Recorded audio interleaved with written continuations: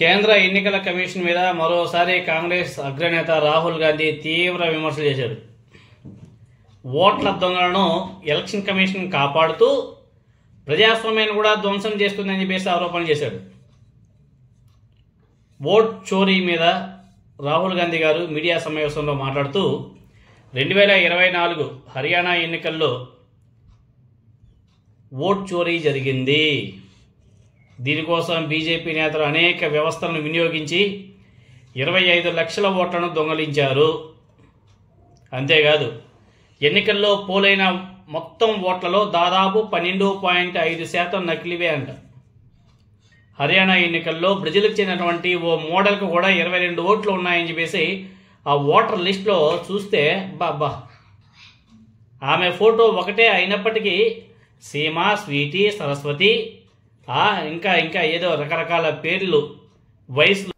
Now this thing is the proof here. That's the proof that the voter list in India, the Brazilian woman, 220 votes for one woman in two booths, 100 in 11 assemblies. This is all proof that the voter list is a lie. Right? If the voter list is a lie, there is no democracy. Please understand the world that you're living in. That is my duty as a patriotic Indian, to let you know the world that you're living in. That is my role as a leader, as an opposition leader of this country, to let you know the real world that you're living in. That's the point. జనరల్తో 22 ఓట్లను సృష్టించారు. Brazil దేశానికి చెందిన ఒక మోడల్కు 22 ఓట్లు హర్యానాలో ఉన్నాయి. Photo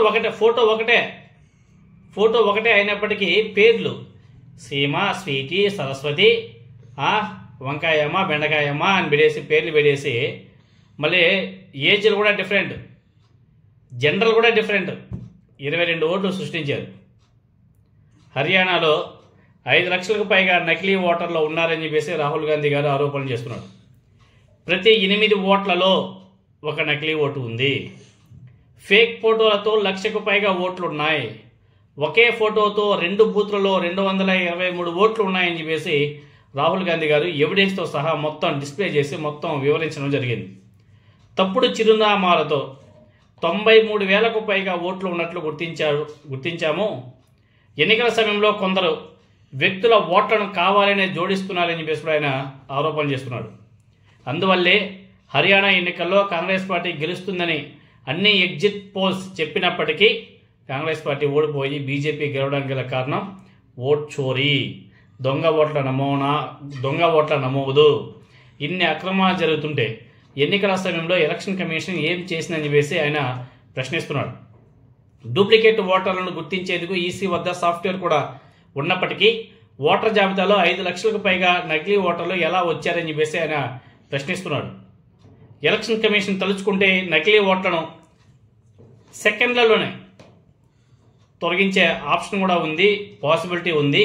కానీ బీజేపీకి లబ్ధి కల్పించేందుకు అవకాశం ఇచ్చేందుకు ఎన్నికల అధికారులు ఈ విషయాలను పట్టించుకోకుండా వదిలేశారని చెప్పేసి ఆయన ఆరోపణ చేశారు. అంతేకాదు యూపీలో ఓటు వేసిన వేలాది మంది హర్యానా రాష్ట్రంలోనూ ఓటు వేశారని చెప్పేసి ఆయన ఆరోపణ చేస్తున్నాడు. బీజేపీ నేతల చిరునామాలతో వందల సంఖ్యలో నకిలీ ఓట్లున్నాయి.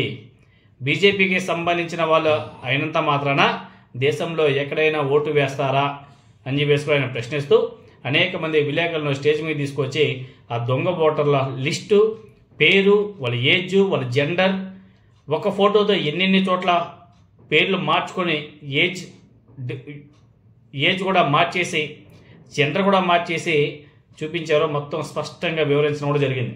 మరి దీని మీద ఎలక్షన్ కమిషన్ ఏ విధంగా స్పందిస్తుందో అనేది చూడాలి.